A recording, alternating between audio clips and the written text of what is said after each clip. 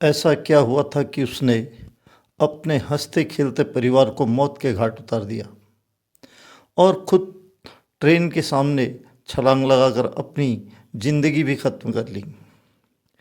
ये कहानी सुनने के बाद दोस्तों आपके भी रोंगटे खड़े हो जाएंगे। नमस्कार, मेरे को सब्सक्राइब करें, लाइक करें, शेयर करें और चैनल को आगे बढ़ने में अपना योगदान दें। तो चलिए शुरू करते हैं ये कहानी। दरअसल में कहानी है दोस्तों मध्य प्रदेश के सतना ज़िले की। सतना ज़िले का एक सिटी कोतवाली एरिया है। सिटी कोतवाली थाने के अंतर्गत आता है एक नज़ीराबाद। नज़ीराबाद में एक पति पत्नी जो दिहाड़ी मजदूरी करते थे, वो कुछ दिन पहले अपने दोस्त के यहाँ रहने आए। अभी 9 और 10 जुलाई की दरमियानी रात को उस शख्स ने, जिसका नाम राकेश चौधरी है, उसने अपनी पत्नी और 2 मासूम बच्चों का गला रेत कर हत्या कर दी और खुद रेलवे पटरी पर जाकर ट्रेन के आगे कूद गया और अपनी जीवन लीला भी समाप्त कर दी। इसका जो मेन कारण है दोस्तों, कहते हैं भूख चाहे दौलत की हो या फिर जिस्म की, अगर वो आवश्यकता से ज़्यादा बढ़ जाती है तो अपने साथ एक जुर्म का आगाज़ करती है। उसके साथ होता है एक जुर्म, और वो भी इतना भयंकर जुर्म जिससे सुनने के बाद लोग ये सोचने पर मजबूर हो जाते हैं। दोस्तों, राकेश चौधरी जो मूल रूप से निवासी तिधरा का था, जो सतना ज़िले में ही पड़ता है, उसकी शादी 10 साल पहले संगीता नाम की एक लड़की से हुई थी। इन 10 सालों में संगीता 2 बच्चों की माँ भी बन गई। लेकिन संगीता का जो प्रेमी था वो कमलेश चौधरी, वो शादी से पहले ही संगीता और उसका प्रेम संबंध था, लेकिन शादी के बाद भी ये कंटिन्यू चलता रहा। और जब चलता रहा तो जो संगीता चौधरी थी वो हर बार कुछ दिन के बाद कमलेश चौधरी के साथ चली जाती थी और कुछ दिन रहने के बाद उसके घर वाले उसे मना वना कर घर लाते, लोग लाज का उसको वास्ता देते, फिर वो घर आ जाती। कुछ दिन रहने के बाद फिर उसके पास चले जाती।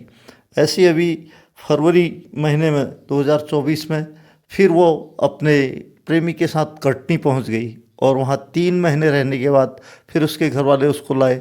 इससे जो उसका पति था राकेश चौधरी, वो परेशान होने लगा और टेंशन में रहने लगा।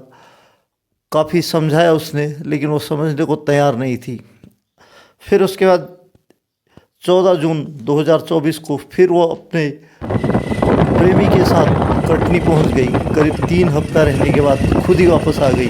और इतना ही नहीं, कटनी में जाकर जब उसने अपने बच्चों का एडमिशन स्कूल में कराया तो वहाँ भी बाप की जगह कमलेश चौधरी का नाम लिखा दिया और वो कमलेश चौधरी के साथ ही रहना चाहती थी और नहीं राकेश चौधरी को छोड़ना चाहती थी। तो इसी कस में जो राकेश चौधरी था वो मानसिक तौर पर बहुत विक्षिप्त हो गया। वो सोचता था कि उसने क्या किया। उसने कई बार जो कमलेश चौधरी था उससे फ़ोन पर कई बार रिक्वेस्ट की कि वो उसके शादीशुदा ज़िंदगी में आग न लगाए, लेकिन जो कमलेश चौधरी था वो हर बार उसको ये कहता था कि तू नामर्द है, अपनी बीवी को संभाल नहीं पाता है, मैं उसको भगा के ले जा रहा हूँ। और वो कई बार भगा के भी ले गया। इससे और वो विक्षिप्त हो गया राकेश चौधरी। तो इसी के चलते राकेश चौधरी अभी जुलाई के महीने में 24 जुलाई के महीने में सतना में आया। जो दिहाड़ी मजदूरी करता था, उसने अपने दोस्त से कहा कि जब तक मुझे किराए का मकान नहीं मिल जाता है तब तक मेरे बीवी बच्चों को अपने यहाँ रहने का आसरा दे दो। उसने भी एक रूम उन दोनों को, पूरे परिवार को दे दिया। अब ये लोग रहने लगे। तो 9 तारीख को जब राकेश चौधरी काम पर गया तो उसकी पत्नी हमेशा मोबाइल पर उसके 2 प्रेमी से ही बात करते रहती थी। कई बार वो समझाता था लेकिन वो मानने को तैयार ही नहीं रहती थी। 9 तारीख को भी जब वो राकेश चौधरी अपने दिहाड़ी मजदूरी करने गया और वापस आया तो उसने देखा कि उसकी पत्नी मोबाइल पर ही चिपकी है। वो थका हारा आया था। उसने अपनी पत्नी से कहा कि अभी फ़ोन रख दो और खाना बना लो, मैं थक के आया हूँ। लेकिन पत्नी मानने को तैयार नहीं थी। इसी के चलते वो अपने बच्चों को मार्केट घुमाने ले गया। 2 बच्चे थे उसके, दोनों को मार्केट घुमा के लेके आया। तो फिर अपने कमरे में आया। शाम को सब ने खाना खाया 8-9 बजे, और जब रात को 12:30-1 बजे सब गहरी नींद में सो गए, तो उस दिन राकेश चौधरी ने अपने साथ लेके आए हुए चाकू से सबसे पहले अपनी पत्नी का गला रेत दिया ताकि किसी को कोई आवाज़ ना हो सके। उसके बाद उसने अपने दोनों बेटों का गला रेत दिया और फिर खुद वहाँ से निकलकर रेलवे पटरी पर गया और ट्रेन के आगे कूदकर अपनी ज़िंदगी भी ख़त्म कर ली। जब सुबह जो उसका दोस्त था, उसकी पत्नी जगी तो उसके कमरे में गई तो कमरा बाहर से लॉक था, बाहर से उसका हटका लगा था। जब उसने कमरा खोला तो उसकी चीखें निकल गई। अंदर 3 लाशें पड़ी थी लहूलुहान। उसने यह बात अपने पति को बताई। उसके पति ने सिटी कोतवाली फ़ोन कर पुलिस को इसकी इत्तला दी। पुलिस आई, पुलिस ने पूरे घर का मुआयना किया, पूरे कमरे का, और उन लाशों को अपने कब्ज़े में लेकर पोस्टमार्टम के लिए भेज दिया। आखिरकार पुलिस को ये पता चला कि जो ये हत्या की है वो उसी के पति ने की है, क्योंकि वो वहाँ मिला नहीं। पूरा केस उस पर डाइवर्ट किया। लेकिन जो उसके घर के ठीक सामने एक CCTV लगा था, जो उसको पुलिस ने उसको खंगाला, तो उस CCTV में ये पता चला कि राकेश चौधरी रात को करीब 3 बजे अपने घर से निकला है और बाहर से दरवाज़ा बंद कर कहीं चला गया है। और जब पुलिस ने देखा कुछ देर बाद, तो GRP से एक फ़ोन आया कि एक छत बिछत लाश कुछ दूर पड़ी है।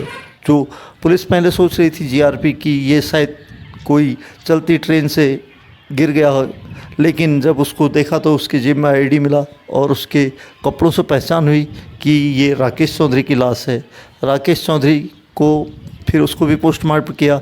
अब चारों के 100 पोस्टमार्टम करने के बाद उनके परिवार को सौंप दिए। फिर उसके बाद जो हुआ, पता चला कि जो कमलेश चौधरी है, ये उसके कहने पर ही उसने आत्महत्या और हत्या जैसा कदम उठाया है। इसलिए कमलेश चौधरी को कटनी से गिरफ्तार कर सतना लेके आया गया। पुलिस ने जब उससे पूछा तो उसने पूरी कहानी पुलिस को बताई कि उसके शादी से पहले ही उसकी पत्नी के साथ, संगीता के साथ अवैध संबंध थे और शादी के बाद भी वो जारी रहे। कई बार जो राकेश चौधरी था वो उससे रिक्वेस्ट करता था कि वो उसकी शादीशुदा ज़िंदगी में आग न लगाए, लेकिन उसने हमेशा, जो मैं आपको बता चुका हूँ, हमेशा वे कहता था। पुलिस ने उस पर धारा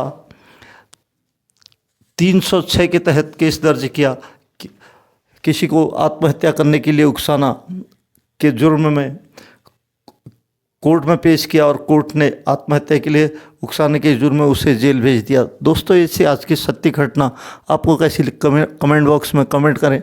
और हाँ, आप लोग सेफ रहें, सुरक्षित रहें। मिलता हूँ किसी ऐसी दूसरी कहानी के साथ।